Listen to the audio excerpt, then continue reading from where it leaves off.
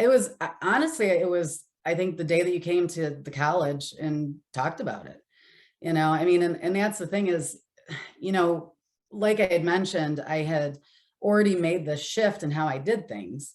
And when you came and presented on cross-braining and what it was capable of, it got me excited again because I was kind of in that point where I was getting a little stagnant.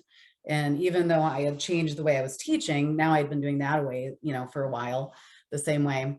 And when you showed us what it could do, I was just like, wow, this is something that will totally change everything I do in my program.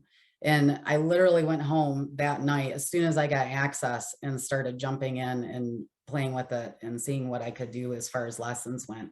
Um, just because to me, it was a way to take what I was already doing and take it to the next level. And what I've found in that is, one, the students retain the information a lot better. Two, when they come to lab, they already have a strong understanding of what we're going to be discussing that day.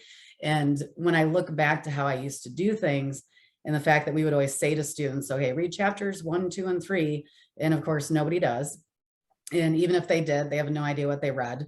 And then they come in and you're talking about it. But by us doing this flipped classroom with the interactive lessons, when they come in, they have questions. So instead of them having no clue what we're talking about, they're coming in and already have their questions ready about the material, and we can dive right into things. So there's this mentality that at the college level, you can't have fun, and that's absolutely not true. So, and that's the thing is, in our labs, our students, they really enjoy themselves, and we have lab all day long. So we'll have lab from 9 a.m. to 4 p.m.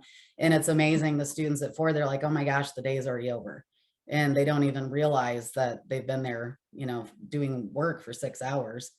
And, because of the fact that they're constantly just involved in something, where prior they were just learning those skills. Now when they're doing it timed, and they look at that the first day of capstone, and they're like, that I only have 30 minutes to do this. And I tell them, trust me, you'll be able to do it.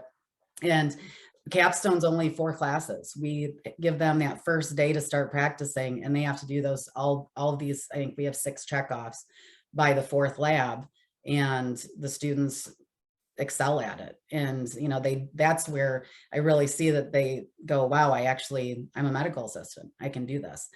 They're putting them in their LinkedIn account. So they all create a LinkedIn. And so then they have a portfolio. I have them put all their finished videos into a Google file, and then they put the link to their Google file right on LinkedIn. So then they put a thing that says, here's demonstration of my skills. And what I found is interesting is in capstone, when they start working on that, they're then going back and looking at videos that they did maybe 2 semesters ago. And then they're coming to lab saying, yeah, I need to redo my hand washing that I did in the first semester, because I realized that it really doesn't look that good. Because now they're putting it out there for the world to see. And like you talk about that ownership of it, it's not just doing it in lab and moving on. It's something that's coming back, and they're seeing it now again. And in that growth that they've had over the course of the program, they're now seeing that they're better than that now.